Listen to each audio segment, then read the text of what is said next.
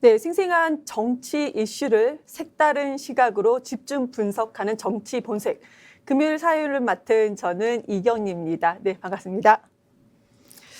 네, 오늘도 정치 본색의 주제는요, 윤석열 정권의 위험 신호입니다. 함께 집중 분석할 두 분 모시겠습니다.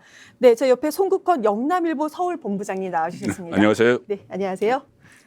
네, 그 옆으로는 정계환 정치평론가님 나와주셨습니다. 반갑습니다. 네, 반갑습니다. 네, 오늘의 토크 첫 번째 주제는요, 위험의 시그널. 처음에는 좀 더 위험보다 더 센 워딩이었던 걸로 알고 있는데요. 우리가 좀 순화시켜서 그나마 위험의 시그널입니다. 그러면은 지금 이번에 이상한 그 보도가 하나가 나왔습니다. 윤석열 그 대통령의 후보 때였나요? 후보 네. 때 대변인이었던 분, 이동훈 전 대변인이 대통령에 대해서 폭로한 것 같아요. 그러니까 그 향후에 5년 만에 쫄딱 망했다 이런 글을 올리면서 59분을 얘기를 그러니까 한 시간을 얘기하면 60분을 얘기하면 59분을 혼자 얘기한다. 원로들이 무슨 얘기를 하면은 조언을 하면은 듣질 않는다. 나를 가르치려 드느냐 이런 얘기까지 좀 나왔습니다. 왜 이런 걸까요? 어느 분께서? 그러니까 네. 자기 말만 한다. 나는 한 달에 선택을 받은 사람이다. 이렇게 이제 항우가 그렇게 했다는 이야기예요. 처음에는. 그런데 항우의 추나라가 5년 만에 망했다. 여기서 어느 한 사람이 생각난다. 이렇게 한 거예요. 마지막에 어느 사람의 얼굴이 떠오릅니다. 얼굴이 떠오른다. 이렇게 그러니까 이제 했었죠. 윤석열 대통령이 얘기했죠. 그러니까 임기 5년이고 하니까 또 윤석열 대통령이 본인의 그 어떤 회의를 할 때도 본인의 입장을 많이 설명을 한다. 말을 좀 많이 한다. 다른 참석자보다 그런 이야기들을 있어 왔기 때문에 그것을 빗대서 한 말인데, 자, 그래서 이것 때문에 위험의 시그널, 저는 여기 보면 댓글이 이런 게 달린 게 있어요. 아, 이제 드디어 난파선에서 탈출하기 시작하는구나. 이런 댓글이 달렸습니다. 윤석열 정권이 이제 난파선이 되고 있다는 이야기죠. 난파선에서 탈출하고 있구나. 이 느낌으로 보면은 위험의 시그널이 될 수가 있죠. 그런데 저는 이동훈 그 전 대변인, 조실부 논설위원입니다. 논설위원은 그 윤석열 후에 타지를 않았어요. 윤석열 후에 초랑을 할 때 거기 못 탔습니다. 처음에 초기에 후보 때도 아니고 초기에 이 정치를 시작한다고 해서 처음에 팀을 꾸릴 때 이마이 빌딩에서 팀을 꾸릴 때 초기에 잠깐 들어갔다가 이 윤석열 대통령의 메시지를 제대로 전달하지 못하는, 그래서 서로 이 메시지가 어긋나는 그런 게 있었습니다. 거기다가 이동훈 전 논설위원이 뭐 개인적으로 어떤 또 그 가짜 수산업자 여기에 또 연루가 되고 해서 그 때문에 그만두고 나서 그 다음에 무슨 뭐 캠프에 후보가 돼서 캠프에 들어갔다든가 아니면은 뭐 인수위에 들어갔다든가 아니면은 뭐 대통령실에 들어갔다든가 그렇게 해서 본인이 이 윤석열 대통령에 대해서 강하게 비판을 했으면 난파선에서 탈출하는 거죠. 딱 보니까 난파선이다. 탈출하는 건데 본인이 아예 승선을 하지 않았기 때문에, 윤석열 후에 승선을 하지 않았기 때문에 이것은 저는 뭐 어떤 위험 신호라고 보기보다는 정권을 운영하면서 일어날 수 있는 여러 가지 일 중에 불만을 가진 사람들이 있어요. 불만을 뭐 자리는 이동훈 전 논설위원이 그렇다는 게 아니고 자리는 한정돼 있는데 네. 그 자리에 들어가지 못한 사람들은 제 주변에도 불만 가진 사람이 상당히 많아요. 이동훈 전 논설위원이 그렇다는 이야기는 아닙니다. 어떤 이유가 사정이 있는지 모르지만. 그래서 어쨌든 이것 가지고 위기의 위험의 시그널 이렇게 하는 것은 저는 뭐 동의하기가 어렵네요. 난파선인가요, 지금이? 그러니까 난파선이라고 그러니까 댓글에 그런 게 달렸다는 거죠. 네. 난파선으로 보고 난파선에서 뛰어내린다고 하는데 저는 난파선으로 보지도 않을 뿐더러 이 난파선이면 원래 잘 가던 그 순항을 하던 배가 있을 텐데 이동훈 전 논설위원은 거기도 못 올라탄 상태라는 거죠. 그러니까 제 댓글에 안 맞다는 이야기를 제가 그러니까 불만 때문에 이런 얘기가 나왔다라고 말씀을 좀 주시는 것 같은데 어떻게 뭐 생각하시나요? 그럴 수도 있겠죠. 그런데 이제 뭐 순항하고 있다는 국민은 잘 없을 겁니다. 지금 윤석열 정부가 삐걱대고는 있죠. 근데 난파선까지는 그렇습니다. 그러니까 상황에 대한 이제 판단은 뭐 각자 보는 시각에 따라 좀 다르겠지만 저는 이제 한 사람이 불만이 있어서 윤석열 정부에 대해서 비유적으로 이렇게 공격을 했다 이렇게 생각하지 않고요. 아마 이분이 자리에 대한 것 때문에 이렇게 드러냈다기보다는 종합적으로 봤을 때 잘 가기 어렵다는 것을 아마 사전에 좀 감지했을 가능성이 저는 높다. 이분이 조선일보 기자 출신이고 논설위원까지 했지 않습니까? 그리고 초기에 대선 캠프를 만들 때 대변인으로 들어갔거든요. 근데 그 시점부터 윤석열 대통령이 하는 행태를 보고 지금 현재 또 윤석열 정부에 참여했다가 나온 사람도 있고 참여하기 위해서 기다리는 사람도 있는데 대통령이 독특한 국정 운영 스타일 리더십에 대해서 불만, 그 상식적이지 않다는 거예요. 그런 것들을 계속 이어갈 경우에는 정권이 실제로 난파 상태로 빠질 가능성이 높다고 우려하는 사람도 있기 때문에 이것을 단순히 한 사람의 불만 표출이 아니라 신호탄이다. 뭔가 윤석열 정부가 삐걱대고 있는데 이 신호탄이 혼자로 끝나는 것이 아니라 그 뒤에 제2, 제3의 폭로가 나와서 단순히 불만 표출을 넘어서서 결정적인 국정 운영의 실책들이 폭로될 가능성도 내부에 있다. 이것은 저는 민주당발이나 야당발로 나오는 윤석열 정부에 대한 비판과 공격이 아니라 내부에서 이런 이야기가 나오는 것은 앞으로 상황을 좀 더 지켜볼 때 훨씬 더 큰 폭발력 있는 사안들이 나올 수도 있다 이런 생각을 저는 하고 있습니다. 지금 국정 운영이 상식적이지 못하다. 그에 대한 불만이고 그런 폭로들이 내부에서 나온다라고 말씀을 주셨는데요. 근데 지금 요즘에 보면은 정말로 저도 민주당에 있지만 민주당에서 밝혀내지 못했던 약간 단독 보도가 내부에서나 흘러나올 법한 그런 단독 보도요. 그러니까 예를 들자면 취임식 명단 같은 거 언론에 어떻게 들어갔는가. 이거는 민주당에서 그 처음에 갖고 있지 않았고 언론에서 가지고 있었거든요. 그런 단독 보도는 왜 그렇게 나오는 것이며 어디서 그렇게 나오는 것일까요? 이것도 이게 뭐 폭로일까요? 역대 정권 어느 때나 초반에는 그 내부 이너서클 안에서 권력 암투가 벌어집니다. 권력 투쟁이 벌어져요. 권력 그 안에서. 그래서 이 가령 예를 들어서 저번에 대통령실이 이 한 50명이나 대폭 물거래한 기폭제가 됐던 것도 제가 알기로는 내부의 문건들이 여의도로 흘러 들어갔기 때문에 그 감찰이 시작이 된 거예요. 뭐냐면 대통령실에 파견이 된 이 친윤 국회의원들의 참모를 지냈던 사람들이 아니면 친윤 국회의원이 추천한 사람들이 이 대통령실에 들어갔는데 이 대통령실의 안의 일을 본인을 청구해준 그 꽂아준 사람들한테 보고를 하는 거예요. 그것이 이제 감찰에서 포착이 돼서 이렇게 대대적인 인사까지 올라가는데 지금 나오는 단독 뉴스 그런 것도 그 마찬가지로 내부에서 권력 투쟁 과정에서 이 상대방을 견제를 하기 위해서 그래서 지금 나오는 이야기가 이 검찰 출신들이 아무래도 이렇게 정부에 밝으니까는 이런저런 그 여의도 출신과 관련된 이런저런 그 정보를 흘리고 있다 이런 이야기도 나오기는 나오죠. 그런데 그 측면이 전혀 없다 이렇게 볼 수는 없는데 전혀 없다고 보기는 어려운데 지금은 이 과거 대통령 그러니까 청와대 때보다 기자들이 굉장히 접근하기가 좋아요. 정부에 접근하기가. 그전에 청와대는 완전히 폐쇄가 돼 있었죠. 그리고 대통령과 뭐 만나지도 못하고 또 다른 수석들도 못 만납니다. 사실상 청와대에서는 대변인이 정기적으로 와서 브리핑하는 거 그것밖에 없어요. 다른 건 거의 취재가 안 되는데 지금은 대통령 참모들과 기자들이 한 건물에서 서로 몸을 부대끼고 하니까 여러 가지 정보를 들을 수가 있어요. 그러니까는 두 가지죠. 하나는 지금 역대 정부에서 해왔던 것처럼 그런 내부의 권력 투쟁 과정에서 뭐 각 언론사에서 단독 보도가 나올 수가 있는 것이고 또 하나는 취재 환경이 청와대 시절과 지금 완전히 바뀌었기 때문에 기자들의 실력에 의해서 단독 보도가 나올 수 있는 이 두 가지로 봅니다.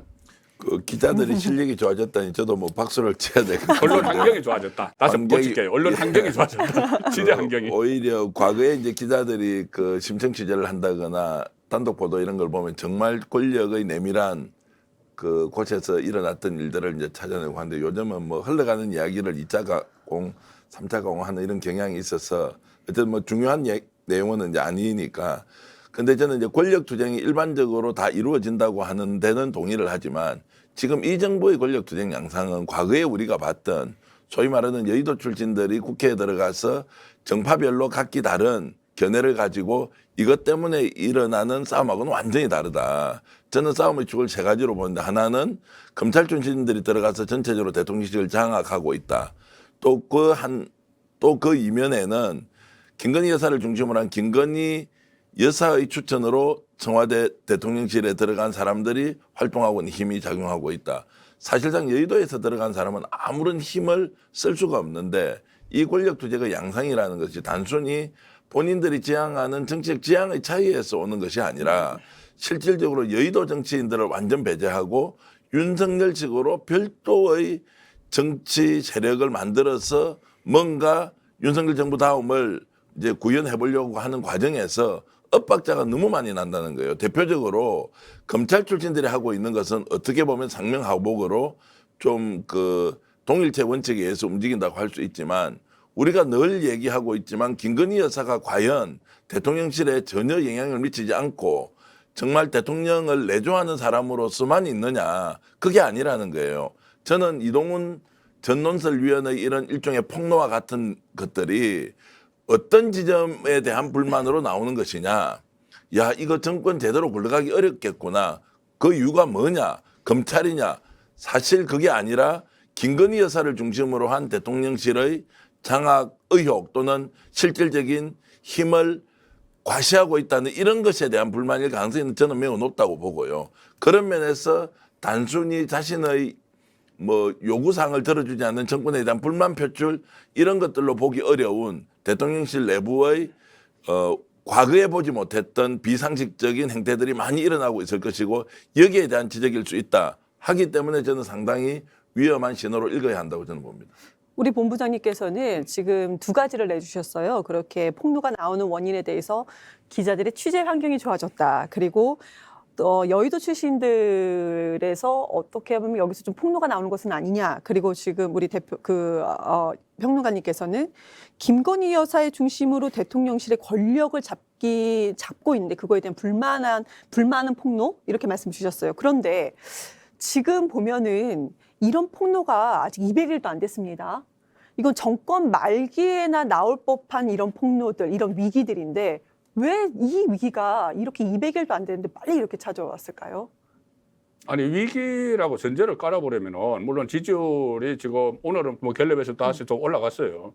지지율이 과거 대통령들에 비하면은 이명박 전 대통령 다음으로 지지율이 낮기 때문에 지지율에서 좀 그 전체적으로 흔들리고 있다고는 하지만 국정 200일 만에 위기 상황, 총체적 위기 상황에 빠졌다 이렇게 전제를 하고 이야기를 하게 되면은 이유를 억지로 갖다 찾아야 돼요. 그렇게 되면은. 다른 예를 들어서 조금 전에 김건희 여사 이야기를 하는데 지금 김건희 여사가 그 대통령실에 사람을 집어넣었다. 그런데 집어넣었다는 것이 뭐 코바나 컨텐츠 출신들인데 거기 한 두 사람이 관제에 가 있고 어떻게 보면 개인 신상을 이렇게 보자 하는 것이지 그것이 정치적으로 김건희 라인이 뭐 대통령실에 포진을 했다.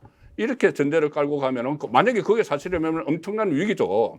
그 최순실 비선 때문에 그 박근혜 정권이 무너졌는데 그게 사실이면은 엄청난 위기지만은 그거는 일종의 가짜 뉴스가 많이 섞여 있다는 생각을 해요. 저는 김건희 여사가 그 전에 뭐 정치를 하고 그 남편이 오랫동안 정치를 해서 정치권 주변에 왔다 갔다 했으면은 본인이 챙겨줄 사람도 있고 그리고 또 이 실제로 대통령실에 들어가서 일할 수 있는 사람도 있지만 본인이 전시 기획을 하고 하다가 그 만난 사람들이 대부분인데 그러면 그 사람들을 정치권에 그 전국 국정 운영을 하는데 주요 포스트에 앉혔다 이렇게 되는 거잖아요. 어떤 사람을 앉혔다는 이야기죠. 근데 저는 이제 그렇게 해서 개인적으로 뭐 심부름을 하거나 좀 업무 보조를 하는 사람들은 뭐 코바나 컨텐츠 했던 한 들어갈 수 있다고 봐요. 그것보다는 대통령실에서 국정장악을 하기 위해서는 기본적으로 훈련된 정치적 자원들이 들어가야 하는데 그렇죠. 그 자원들이 어디로부터 수혈이 되었느냐. 정상적인 여의도 시장에서 수혈이 되지 않았다는 거예요. 좀 심하게 말씀드리면 극우 유튜버나 또는 좀 극단적인 생각을 하면서 그냥 완전히 반공 이데올로기에 물이 들어있는 사람 그리고 중도는 실질적으로 알고 보면 좌파 편이다. 그래서 우리가 더욱더 우익 애국 세력들을 모아서 국정 운영을 해야 된다는 사람들이 거기에 들어갔는데 저는 그 사람들이 개인적으로는 정치적 성향을 가지는 것은 자유라고 보지만 제 기준으로는 이런 사람들이 정치판에서는 C급, D급이라고 보는 거죠.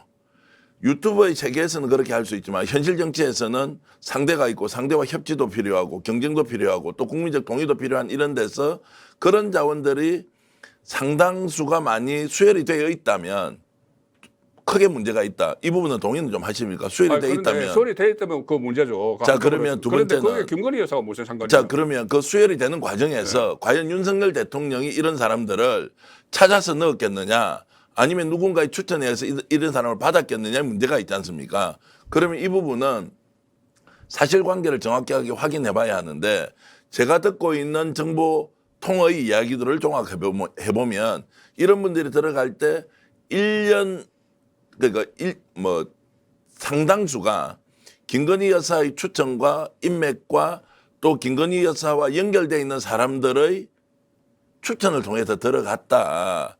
그래서 실제로 관료 출신 또는 여의도에서 우리가 상식적인 수준에서 정치활동을 해왔던 사람들이 봤을 때는 지금 대통령실의 가장 큰 문제는 너무 극우화되어 있다는 거예요. 예를 들어서 10명의 참모가 있으면 한 서너 명은 좀 우파 쪽에 가깝지만 또 서너 명은 중도 성향이 있고 또 서너 명은 이쪽 저쪽도 아니지만 뭔가 좀 문제를 풀어가는 방식의 협치주의자가 있어야 하는데 오로지 일방통행식으로 밀어붙이면 된다는 사람이 워낙 강하게 대통령실을 장악하고 있으니까 이런 것에서 불만들이 지금 바깥으로 새어 나오고 있고 실제로 국정 운영이라는 것이 여의도도 배제, 야당도 배제, 그리고 집권 여당은 그냥 대통령의 하수인 정도로 생각하는 수준으로는 국정 운영이 안 되는데 지금 그것을 대통령실에서 실행하고 있고 그 이면에는 배후에는 김건희 여사가 있다는 것을 합리적으로 추론할 수 있다고 저는 봅니다. 정반대 이야기도 나오죠. 지금 그 뭐 강성 뭐 구구 뭐 유튜브 출신 뭐 했는데 누구를 지칭하는지는 모르겠고 그때 한두 사람 들어갔다가 나왔죠. 그리고 이것이 지금 정반대 이야기도 같이 나오고 있어요. 윤석열 대통령이 비판하는 쪽에서는 지금 말씀하시는 거는 이 극우 그 강성에 윤석열 대통령이 휘둘린다는 말씀인데 또 한쪽에서는 같은 비판을 하는 사람들이 윤석열 대통령이 본인은 모든 걸 다 알아서 한다. 조금 전에 말씀하신 것처럼 뭐 1시간 중에서 59분 혼자서 이야기한다. 주변에 말 안 듣는다. 뭐 원로들 보고 왜 잔소리 하느냐고 한다.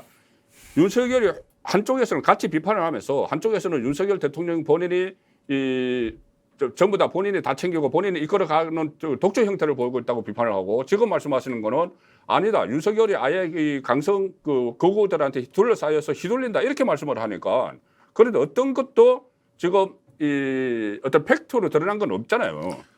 아니 이렇게 볼 수도 있지 않습니까? 윤석열 대통령이 좀 독단적인 성격을 가지고 본인 말씀 많이 하고 본인이 결정하는데 그 결정의 근거가 휘둘려서 그 사람들 말을 받아들이는 것이 아니라 그 사람들하고 거의 유사한 생각을 하면서 기본적으로 참모들이 가지고 오는 보고서는 있을 거 아닙니까? 그리고 독단적으로 결정하는 그 성격에 그 참모들이 제공해주는 자료가 합쳐지면 이것은 떨어져 있는 것이 아니라 사실은 똑같이 윤석열 대통령이 극우의 어느 정도의 의견과 본인의 생각이 맞아서 이렇게 갈 수 있다 이렇게 볼 수도 있는 거죠. 네. 제가 중간에 좀 끼어들겠습니다. 예. 끼어드는 게 당연히 하셔야 돼요. 두 분의 의견은 충분히 이해를 했고요. 정말로 반대 의견이 나왔다 이렇게 생각이 듭니다. 그럼 두 번째 주제로 넘어가겠습니다. 토크 두 번째 주제는요. 가처분 판결, 기사회생 국민의힘입니다. 이준석 지금 뭐 전 대표인지 현 대표인지도 모르겠어요. 이준석 대표가 지난 8월 1차 비대위 그리고 현재의 비대위는 같은 비대위인데 이거에 대해서 이제 같은 재판부인데 네, 같은 재판부인데 이게 달라졌어요 판결이요. 그러니까 가처분이 이번 판결에서 아예 기각이 됐거든요. 이 결정적 이유가 뭐라고 보십니까? 일단 그 세 개의 가처분이 있었죠. 그 정진석 비대위원장 그리고 비대위원 그 임명직 비대위원들에 대해서 직무정지 가처분이 있었고 그 다음에 그 당헌을 개정해서 그 당헌을 개정한 전국위원회 이거 무효 가처분이 있었는데 전국위원회 당헌 개정은 아예 각하가 됐어요. 네. 이준석 대표가 이미 대표로서 자격을 상실했기 때문에 거기에 대해서 소를 제기할 그 권한이 없다 이렇게 해서 각하를 했고 나머지 직무정지 비대위원장 비대위원 직무정지는 기각을 했는데 이것이 이 황정수 수석 부장판사죠. 그 남부지법 민사합의 51부. 그런데 왜 그러면 주호영 비대위는 인용을 하고 정재식 비대위는 기각을 했느냐? 이 외부 압력에 의해서 압박에 의해서 좀 그렇게 된 것 아니냐? 이런 이야기도 지금 나오고 있죠. 우리나라가 최근에 보면은 이 법원에 무슨 재판을 하면은 그 판사 성향을 막 파고들어요. 판사 성향을 파고들어서 뭐 인권법 출신이니 뭐 이렇게 하는데 일단 법원의 그 어떤 상황이 변화됐다는 것을 염두에 두고 보면은 가령 예를 들어서 그 주호영 비대위원장을 이렇게 낙마를 시킬 때는 그때 황정수 부장판사가 이야기한 것은 그거였죠. 절차적으로는 문제가 없다고 이야기를 했어요 그때도. 그런데 뭐냐면은 비상 상황이 아닌데 비상 상황으로 만들었다 이 이야기를 했습니다. 그런데 지금 그 이후에 당헌 개정을 하면서 이 당헌 개정에서 비상 상황을 딱 규정을 했죠. 선출직 최고위원 5명 중에서 4명 이상이 사퇴하면 비상 상황이다. 이 규정을 했고 그 규정에 따라서 비대위를 출범을 시켰기 때문에 그러니까 맞춤형으로 당헌을 개정을 해줬기에 법원이 바라는 그쪽으로 맞춤형으로 당헌을 개정이 됐기에 이번에 저는 기각했다 그렇게 보는 거고 어떤 정치적인 저도 뭐 사실 뭐 1차 거기 임용됐을 때는 정치적 판결 이렇게 이야기했는데 네. 아니, 그러니까 지금도 이- 정치적 판결이에요. 어제 판결을 보면 이게 정치적 일관성이 판결. 일관성이 없다는 거예요. 얼굴이 예를 빨개지셨어요. 들어서 비상 상황에 대한 인식을 비상 상황이 아닌데 비상 상황으로 규정해서 그렇죠. 이준석이 낙마했어요. 그럼 그건 이미 피해가 발생한 거지 않습니까? 그 피해의 회복이 되지 않은 상황에서 당헌 당규를 바꾸어서 비상 상황을 규정했기 때문에 이준석의 낙마가 그거는 당연하다. 이건 좀 말이 안 되지 않습니까? 제가 법률 전문가는 아니지만 상식적으로 보면 그 비상 상황이 아닌데 상황으로 규정해서 아웃시켜 놓고는 비상 상황의 요건을 갖췄다고 해서 그 아웃된 이준석 대표가 뭐 당연하다 이렇게 간 것이어서 저는 황정수 판사의 판결문은 봤지만 그게 아니라 실제로 왜 이런 판결이 나왔는지를 그 우리 저 법원의 대변인 있잖아요. 공부 판사 좀 설명을 좀 해줘야 된다. 이게 정말 법리적으로 1.1핵도 문제가 없느냐 이게. 그리고 세간에 나오는 이야기는 이번에 국민의힘 쪽에서는 만약 이번에 정진석 비대위까지 아웃되는 순간 대혼란의 상황이기 때문에 이거는 진짜 막아야 된다고 엄청난 압박을 넣었다는 거예요. 아, 사법부에 아니 사법부에 넣은 것이 그럼 아니라 엄청난 일이죠. 그러니까 사법부에 뭐 문서를 보내서 넣은 것이 아니라 이렇게 하면 안 된다 저렇게 하면 안 된다고 이제 여론을 통해서 계속 압박을 넣었고 이분은 처음에 황정수 판사는 첫 판결을 하고 나서는 우리법 연구회 소속도 아닌데 저 좌파 판사에 이렇게 해서 딱 찍기를 해버렸습니다. 조호영 원내대표가. 그러면서 얼마나 이 사람이 좀 심하게 쫄았겠어요. 그리고 엄청난 곳에서 압박이 들어오는데 왜 판사가 정치 판결 개입을 하느냐 이런 것들과 무관하지 않다 이런 생각이 드는 거예요. 왜냐하면 국민이 상식적인 수준으로 보더라도 일관된 판결이 아니라는 거예요. 근데 판결이 났으니까 받아들이지 않을 수는 없고 처음에는 그래서 비상상황이 아닌데 이번에는 그 비상상황 이후에 발생한 당헌 당규 개정을 통해서 비상상황으로 규정한 것이 정당하다고 해버리니까 나는 더 헷갈린다. 그래서 이 판사님이 왜 이렇게 했는지에 대해서 의견을 꼭 듣고 싶다 이 말씀 아니 드리겠습니다. 그러니까 그 저기 그러니까 진행하셔야 되는데 제가 네. 한마디만 하고. 예. 네. 아니 그러니까 처음에 주호영 그 비대위원장을 낙마시킨 그 판결이 잘못됐다고 볼 수가 있는 거죠. 그때는 초기에 그 많은 그 법조인들도 그것이 그 인용될 가능성을 극히 낮게 봤어요. 심지어 이런 이야기도 있었죠. 비상 상황이 아닌데 비상 상황이라고 했다 하니까 주호영 그때 비대위원장이 아니 내가 몸이 아프다고 하는데 왜 다른 데서 나 몸 안 아프다고 하느냐. 그러니까 그때 아마 이 어떤 뭐 정무적인 판단이 들어갔든지 판단을 해서 판결이 나왔고 그것이 거기에 맞춰서 당헌을 다 개정을 하고 했기 때문에 이번이 정상 판결이라고 이렇게도 볼 수도 있는 거예요. 아니 그러니까 예전에 판결이 잘못됐는데 이번에 정상 판결이라 그러면 판결이라는 것은 우리가 뒤집을 수 없는 최종적인 사법부의 결정은 국민이 원통 원한치 않든 받아들여야 되는데 그렇죠. 그 판결이 지난번 잘못됐는데 이번은 잘 됐다거나 아, 또는 보완을 지난번은 잘 해줬으니까. 됐는데 보완을 해줬으니까. 이번에 안 됐거나 가장 중요한 것이 이준석 전 대표의 피해가 구제될 수 있느냐 없느냐 그 피해가 실질적으로 당해서 이 사람을 뭡니까 이제 당원권 정지라는 처분을 한 것이 맞느냐 아니냐 이제 이걸로 돌아가야 되지 않습니까? 그럼 제가 거꾸로 좀 여쭤보겠습니다. 이준석 전 대표가 정말 벌렸던 일에 비해서 받고 있는 이 처벌의 내용, 당원권 징계가 이 정당하냐 이 문제 제가 다시 가야 되지 중간에 않습니까? 잠깐 예. 띄워드릴게요. 그러니까 지금 이준석 당대표의 징계가 지난 7월에 6개월 당원권 정지가 됐어요. 그런데 이번에 어제 밤늦게였었죠. 다시 한번 1년 당원권 정지. 그래서 내년 1월까지거든요. 그러면 이렇게 추가 징계가 이렇게 되어 있는데 그러면은 이것이 정당하냐 아니냐라는 말씀도 뭐 해주시면 좋을 것 같고요. 이준석 당대표 어떻게 되는 것입니까? 이준석 당대표는 이제 그 1년 전부 합하면 1년 6개월입니다. 원래는 내년 2월 달에 이 징계가 풀리게 돼 있는데 내후년 2월 달에 징계가 풀려요. 그러면은 전당대회도 이제 출마를 하지 못하고 내후년 2월 달이면은 내후년 6월 달에 총선이 있죠. 4월 달에 4월 달에 총선이 예. 있죠. 그러면은 그때 징계 풀려면 공천 못 받습니다.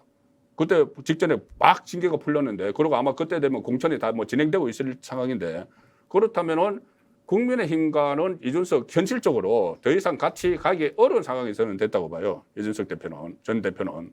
그리고 그 대신 또 그래서 오늘부터 당장 나오는 이야기가 신당 창당 이야기가 있는데 아니 과연 신당을 창당할 만한 그 여력이 있을까? 이 신당을 만들려면은 자금과 조직이 있어야 되는 상황인데 만약에 지금 이렇게 된 이준석 그 전 대표가 당을 그 국민의힘에 나가서 신당을 만든다고 하면은 쫓아나갈 사람이 있을까?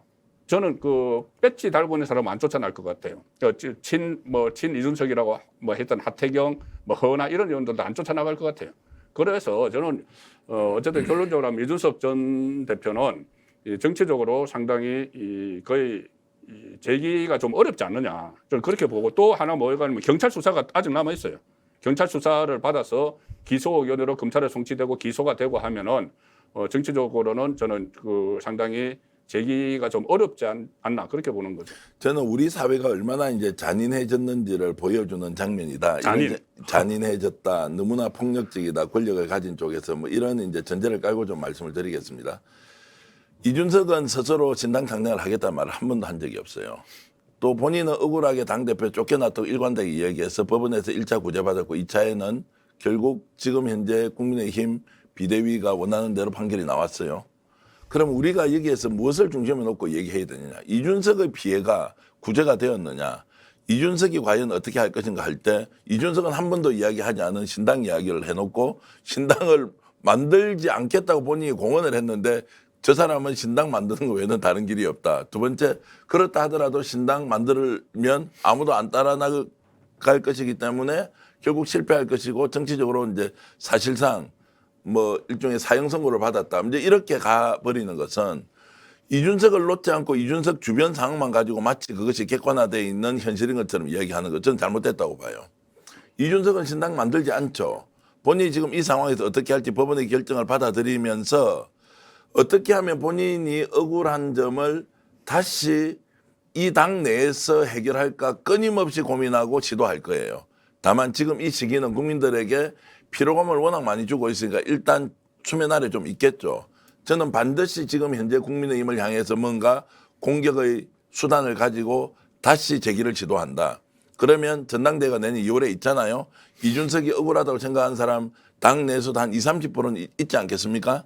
이 사람들과 규합해서 어떻게 해서든 윤핵관 중심으로 돌아가는 당 내부의 상황들을 깨부수고 자기 스스로 정치적 입지를 확보하기 위해서 국민의힘 안에서 격렬하게 투쟁할 가능성이 높다. 이렇게 보는 거고요. 거기에 지금 유승민 전 의원도 나서서 가시해서 지금 뭔가를 해보겠다. 그다음에 윤석열 대통령이 국민을 개돼지 취급하고 있다. 이런 표현을 정말 격렬하게 쓰면서 싸우고 있지 않습니까? 그래서 이번에 가처분 결정이 이준석의 정치적 퇴장이나 아니면 당내 상황의 정상적인 궤도 회복이다. 이렇게 보기에는 너무나 큰 위험수가 많다. 이렇게 저는 보고 있습니다. 유승민 의원 얘기가 나와서 말씀을 좀 여쭤보면은 국민을 개돼지 취급하는 코미디를 중단해야 된다라고 대통령을 향해서 얘기를 했어요. 그럼 이준석 당대표도 어떻게 보면 대통령이 눈에 가시여서 쳐낸 것 같은 그림이 보여지는데 유승민 의원은 어떻게 될까요? 그러면? 그래서 지금 나오는 그림이 그 유승민 그 이준석을 한묶음으로 해서 이렇게 이야기가 나오잖아요. 가령 예를 들어서 유승민이 당대표에 출마를 하고 이준석이 뒤에서 뒷받침을 한다든지 네. 아니면은 두 사람이 같이 나가서 창당을 한다든지 창당 이야기는 물론 본인이 안 했지만은 정치부 기자들이 항상 뭐 저 정치적 상상력을 발휘를 해서 하는 거죠. 그거는 윤핵관이 또 신당 창당도 한두고 대통령 중심으로 할 거다 이 이야기도 많이 있었죠. 그렇죠. 그 껍데기만 남겨놓고 나와서 창당을 한다. 그렇죠. 과거에 열린우리당처럼. 그래서 지금 이준석만 그 창당한다는 신당을 만든다는 전제를 가지고 계속 확산시킬 필요는 이제 없다고. 저기 그 기한이 지났기 때문에 예. 그건 지나버렸기 때문에 그런데 어쨌든 이 그 두 사람이 그러면은 하나의 세력을 형성을 할 수 있을 것인가 그 문제인데 저는 유승민 그 전 의원과 이준석 그 전 대표는 서로 이렇게 지향점도 다르고 저는 이 정치하는 방식도 다르기 때문에 두 사람이 같이 하기는 어렵고 아무리 이 또 그 친구의 아들이고 아버지 친구고 이런 그 관계도 있고 또 유승민 의원실에서 처음에 국회의원실에서 인턴으로 처음에 여의도에 들어왔거든요. 이준석 전 대표가. 그래서 그런 관계로 볼 때 유승민은 아직 당대표 한 번도 못했어요. 이준석은 당대표까지 했는데 만약에 유승민, 이준석이면 유승민이 주가 되고 이준석이 종이 돼야 되는 그 정치권에서는 그런 관계가 딱 설정이 돼야 됩니다. 같이는 못 가요.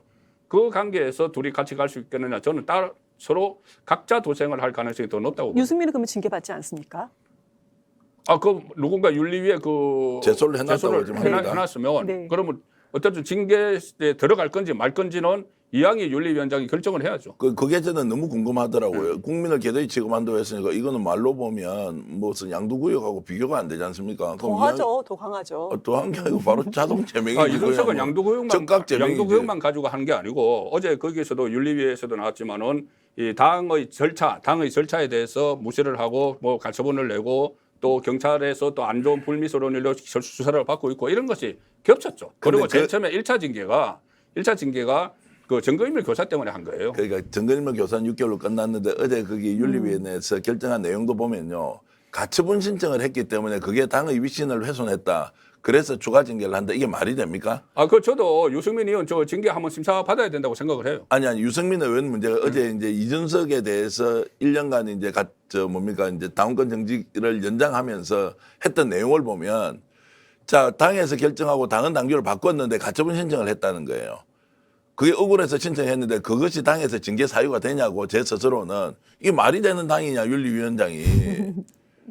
윤리위 규정을 보면은 첫 번째 규정이 상당히 모호해요. 그러면은 당에서는 모호합니다. 가처분 신청은 무조건 징계합니까? 당에 중대한 위해를 가했을 때 징계한다 이렇게 상당히 모호하죠. 예. 모호한데 그 당 안에 이르기 때문에 당에서는 그렇게도 그러니까 당을 혼란스럽게 만들고 했으니까는 당의 그 위해한 일을 했다 이렇게 판단을 하는 그러면 우리 대통령이 미국 가서 이 새끼라고 발언했는데 그것은 그분도 당원이잖아요. 그러면 당의 위신을 얼마나 훼손했어요? 그러니까 안 했다고 주장하는 거죠, 그러니까. 아니요. 그러니까 아니, 그걸 안 했다고. 그러면 자 그러면 이준석도 안 했다고 지금 주장하고 미국 있잖아요. 의회를 했다고 지금 주장을 하잖아요. 아니 민주당은. 그럼 이 새끼 발언을 안 했습니까? 이 땡땡을? 그거는 들리죠. 나 들린다고 이야기했어요. 그러니까 그러면 그런데 그것도 그게 미국 의회를 한 윤리위가 건지 한국 국회를 한 건지 미국 의회를 했으면은 그래도 이 XX라고 했기 때문에 윤리 징계를 해야 된다는 말씀인가요? 아니요. 그러니까 용어 자체를 그걸 썼습니다. 제가 나가서 공당의 대표가 만약에 이준석이가 이 새끼라 발언을 많이 했다고 했으면 윤리위가 그냥 놔뒀겠습니까? 누구를 겨냥해서 했는지에 따라서 다르죠. 아니 자기 친구한테 그 이야기를 해도 그 이야기를 당연히 저 궁금한 품위훼손으로 게 갈 건데 그래서 제가 이제 이 말씀 드리는 것은 지금 윤리위가 처해진 상황에서 어찌되었든 정치적으로 이준석을 배제시키려고 하는 것은 이해가 되지만 나름의 기준과 원칙이 일관되게 있어야 되는데 그것이 아니어서 야 이거 이준석 죽이기다 그냥 차라리 그러면 나는 이준석 싫으니까 쫓아내고 싶습니다. 이놈 안 나가니까 내가 그냥 강제로 밀어내겠습니다라고 해서 국민들이 판단해 주십시오. 이 사람은 정말 우리 당을 위해하고 대통령의 국정 운영을 완전 방해하는 세력입니다. 반드시 제거해야 됩니다라고 당당하게 이야기하면서 그러면 그런 상황을 맞든지. 근데 이거는 이쪽 저쪽으로 보더라도 논리적 한계가 너무나 명확한 걸 가지고 계속 끼워 맞추기 식으로 결국 기성전 결론은 이준석 아웃 이런 방식으로 가는 것이 너무 눈에 보이니까 불편하다 이 말씀 드립니다. 아니 지금 말씀하시는 게 그러니까는 이준석은 그 윤석열 대통령이 대통령 되는 과정에 두 번이나 가출을 하고 해를 끼쳤고 대통령이 되고 나서도 뭐 내부 총질이라는 말까지 나왔잖아요. 되고 나서도 계속 그 싸우지 않습니까? 내부에서 배현직, 뭐 안철수, 뭐 장제원 계속 싸우니까 그것이 더 이상 같이 갈 수 없다. 이 메시지를 누가 냅니까? 대통령이 말을 할 수는 없잖아요. 그러니까 당 윤리위원회에서 그거를 말을 한 거예요. 그 뭐 양두구 개국이 이런 대통령에 대한 그런 표현을 쓰는 사람하고 같이 갈 수 없다. 그 이야기를 분명히 윤리위 차원에서 한 거죠. 직접적으로 야, 그 이준석은 우리가 같이 못 가니까는 억지로라도 쳐내야 돼. 이런 말은 할 수가 없는 거죠. 그러니까 뭐 이 정부는 이렇습니다. 윤석열 대통령이 자기 마음에 안 들잖아요. 대선 과정에서 이 사람 때문에 이겼다 졌다는 논란이 있는데 결국 내 생각에는 이준석 때문에 안 됐기 때문에 난 결국 이 사람을 내쳐야 되겠다. 그렇게 해서 당이 일사불란하게 움직여서 쫓아내는 정권이다. 이렇게 이제 규정하면 되는데 우리가 정당 정치 그만큼 보면서 정당 내에서 의견의 다양성 나와 설사 반대 얘기를 하고 좀 비판을 하더라도 받아 안고 가야 된다는 것은 우리 현실 정치에서 굉장히 중요한 덕목을 우리 생각하고 있었지 않습니까? 저는 이준석이 그렇게 나쁜 사람도 아니고요. 그런 젊은 사람이 실제로 국민의힘의 새로운 바람에 크게 기여한 바가 있기 때문에 오히려 기성세대가 이런 정치인들 받아들이고 뭔가 보수정당이 다양한 색깔을 함께 가지고 있는 이런 무지개 정당 같은 모습을 보이는 것도 매우 중요한데 왜 이런 거를 하지 않을까? 아마 그것은 다음 총선 과정에서 국민들의 냉혹한 심판을 받을 것이다라고 저는 생각합니다. 다음 총선 전에 국민의힘의 내년 2월 달에 전당대회가 있습니다. 있다고 지금까지 현재는 나와 있습니다. 그러면 내년 2월에 전당대회를 한다는 전제 하에 윤핵관은 당대표를 직접 그 윤핵관이라는 분들이 그 중에서 당대표로 직접 나설까요? 아니면은 어떤 대리인을 내세울까요? 어떻게 보십니까? 그러니까 윤핵관이라고 하면은 이준석 전 대표가 직접 지명한 3명하고 윤핵관 호소인 3명이 있죠. 그런데 그 사람들 중에서는 당대표로 나올 만한 사람이 없어요. 권성동도 지금 뭐 어제 징계 받았어요. 뭐 네. 음중주의 정도지만은. 그리고 권성동이 지금 당대표로 나와도 가능성도 거의 그 떨어지고 장제원은 어차피 이선 후퇴 선언을 했고 뭐 다른 사람들도 체급이 그렇게 안 돼요. 안 되는데 그 대신 이 윤심이 어디인가에 실릴 수는 있죠. 윤심이 어디에 실릴 것이냐 이 문제인데 아마 윤석열 대통령 입장에서도 정말 당 대표가 이준석 같이 하는 당 대표와 한번 해보고 싶을 거예요. 그 이렇게 막 그 논란 일으키지 않고 그냥 호흡을 맞춰가면서 하는 당 대표, 집권 여당 대표와 일을 해보고 싶겠죠. 그러면은 당연히 이 윤심이 작용을 할 거고 그 윤심을 실천하기 위해서 소위 말하는 윤핵관들 쪽에서 움직일 수는 있겠죠. 그런데 그 누구냐 이 부분에 들어가면 여러 가지 논란이 여러 가지 시각이 나올 수 있는데 가령 어쨌든 안철수 의원은 이 공동 정부를 만들기로 했었죠. 그 대선 때. 그런데 지금 그거 뭐 허지부지 되고 뭐 그렇게 됐지만은 아마 그래서 지금 나오는 이야기가 이 원희룡 차출설, 심지어 한동훈 차출설 이렇게까지 나오니까 이 정기국회를 거치면서 뭔가 새로 뭐 주자가 부각될 가능성이 있는데 지금 질문하신 것처럼 윤핵관이나 윤핵관 호소인이 직접 나올 가능성은 낮다. 이렇게. 대리인을 내세울 것이다. 대리인을 내세우겠죠. 이렇게 어떻게 동의하십니까? 저는 뭐 친윤 대 반윤의 싸움이 전개될 거라고 보고요. 유승민 의원이 직접 출마하든 출마하지 않든 윤석열 대통령의 마음을 가장 잘 읽는 사람이 뭐 윤핵관을 중심으로 후보를 선정하겠죠. 말씀하신 대로 그 원희룡 장관 같은 경우는 뭐 현실적으로 검토할 수 있는 뭐 카드가 될 테고 아니면 권성동 원내대표 또는 정진석 지금 현재 비대위원장도 나올 가능성이 저는 있다고 봅니다. 근데 그런 것들은 어쨌든 친윤 쪽에서 이제 정하는 거고 문제는 이제 반윤 쪽에서 누가 주자가 되어서 전선을 형성할 것이라는 것인데 저는 신당 장당 가지 않는다고 보고요. 유승민 전 의원이 직접 나와서 할 수가 있다 이런 생각을 합니다. 꼭 우리가 지금 기억하고 봐야 될 게 지금 국민의힘 당헌 당규상 당원이 70% 여론조사 30%가 있어요. 지난번 당대표 선거에서 이준석 대표가 됐던 거는 당원에서는 지고 여론조사 이겼단 말이에요. 자, 그렇게 해서 당대표가 됐는데 이번에 만약에 이제 그 법원의 판결이 가처분이 이준석 전 대표에게 유리하도록 인용이 돼 버렸으면 당헌 당규 바로 바꾼다고 이제 했을 텐데 하여튼 좀 지켜봐야 하는데 만약에 당헌 당규를 친윤에게 유리하게 하기 위해서 7대상 규정에서 민심을 반영하는 30%이 구간을 없애버리면 국민의힘이 과연 국민을 대표하는 집권 여당이 될 수 있겠느냐라는 생각이 저는 개인적으로 듭니다. 제가 송 본부장님한테 좀 여쭤보고 싶은 것인데 지금까지 모든 정당이 당원 중심으로 가는 것이 아니라 국민들의 마음을 받들어서 가야 된다고 하면서 가능한 한 민심을 좀 더 반영을 많이 하자는 쪽으로 갔는데 이번에 이준석 사태를 겪으면서 국민의힘은 오히려 당원들이 뽑는 게 당대표지 무슨 국민들의 뜻을 반영하느냐고 이것을 사실 없애버리자 또는 여론조사 방식을 바꿔서 당신이 우리 당을 지지합니까 지지하지 않습니까 라는 거를 물어보고 지지한다고 하는 사람에게 다시 질문을 하자는 이상한 방식의 그 역선택 방지법이죠. 역선택 방지. 역선택 반지라는 것이 이 사람의 마음을 어떻게 바로 알 수 있냐고요. 내가 민주당 지지자인데도 지지 안 합니다라고 대답할 수도 있는데 명확히 구분할 수는 없죠. 안 됩니다. 그래서 어렵죠. 여론조사라는 것은 하면은 기본적으로 역선택의 위험을 감수하고라도 해야 된다는 것인데 어쨌든 이거를 지금 바꿔가면서까지 친윤 중심으로 당권을 재편하겠다고 하는 이 발상이 정상적이냐라는 질문을 제가 좀 계속하고 있습니다. 앵커도 아니면서 계속 질문을 다 하세요. 아니요. 저는 제가 그래서 이게 당헌 당규를 바꾼다고 하니까 친윤이 당선되기 위해서 지금 비대위 체제에서 그걸 어떻게 보시는지 평소에 궁금했습니다. 저는 이거 평소에 대해서 제가 생각하는 게 있습니다. 평소에도. 물론 이 친윤이 당선되기 위해서 바꾼다. 결과적으로는 그렇게 되겠지만 될 수가 있지만 처음에 제가 정치부 시작하고 어쨌든 한창만 출입하고 할 때는 항상 모든 당 총재 대표는 전당대회 다 모여가지고 체육관에 모여서 뽑았어요. 그 우리들끼리 자기들끼리. 그러다가 이거 너무 우리들끼리 하는 게 아니고 외연 확장이 필요하다 해서 일반 국민의 마음도 들어야 된다 해서 이게 여론조사 30%가 나가고 민주당도 마찬가지로 그렇게 했죠.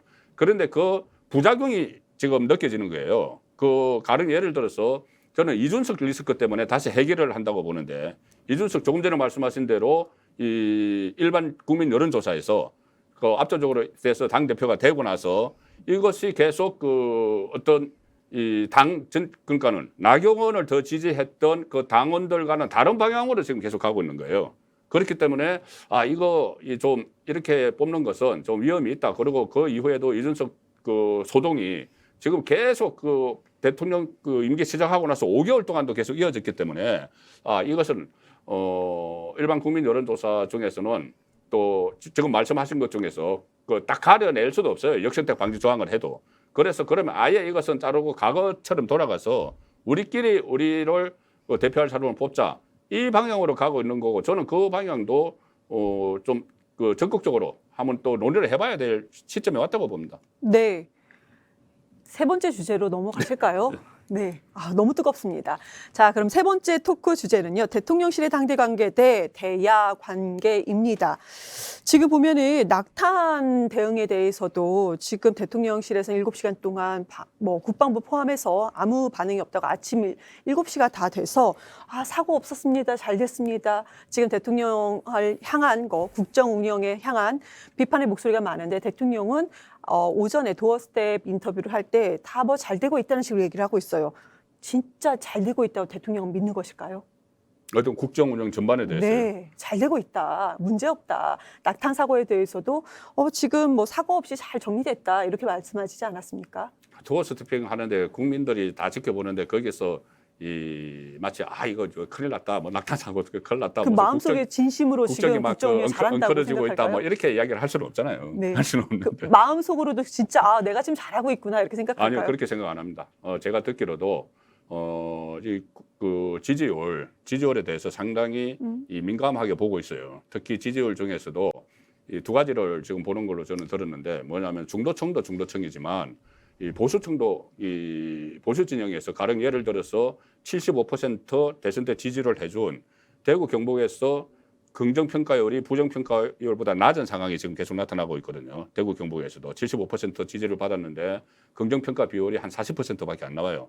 거의 뭐 반타작되는 이런 상황에 대해서 상당히 이 대책을 마련하기 위해서 고민을 하고 있고 또 하나는 뭐냐면은 그러니까 민주당 지지층에 대해서 정말 올바른 평가를 받고 싶다 이런 생각을 또 한다고 해요. 왜 그러냐면은 갤럽 같은 데 보면은 전체 여론조사 그 지지율 중에서 한 30% 가까이 나오는데 민주당 지지층에서는 한 3% 정도 나오는 상황이니까 이 상황에서 그러면 민주당 지지층에게 어떻게 내가 다가가야 되는지 내가 이런 말을 하니까 저번에 우리 대표께서도 그 말씀을 하셨는데 아니 그러면 거꾸로 해서 과거에 뭐 문재인 정부 때 그때도 국민의힘 지지자들이 지지를 필요로 하지 않았는데 수치가 달라요. 그때 보면 한 20~30%가 지지를 합니다. 국민의힘 지지자들은. 자, 그래서 이 2%에 머무는 거기 민주당 지지층의 마음을 어떻게 살 것인가 이런 걱정을 많이 하니까 걱정을 그렇게 한다는 것은 지금 초반에 국정 운영이 제대로 되지 않고 있다. 이것을 충분히 인지를 하고 국정기획수석도 새로 임명을 했고 또 몇 가지 조치를 취했죠. 홍보 라인도 바꿨는데 뭐 제대로 그 작동은 좀 안 하고 있지만은 이런저런 시도를 하는 단계지. 지금 도어 스태핑에서 일단 국민에게 좀 안심을 시키기 위해서 노력하고 있다는 이 말을 하기 위해서 그렇게 이야기를 하는 거지.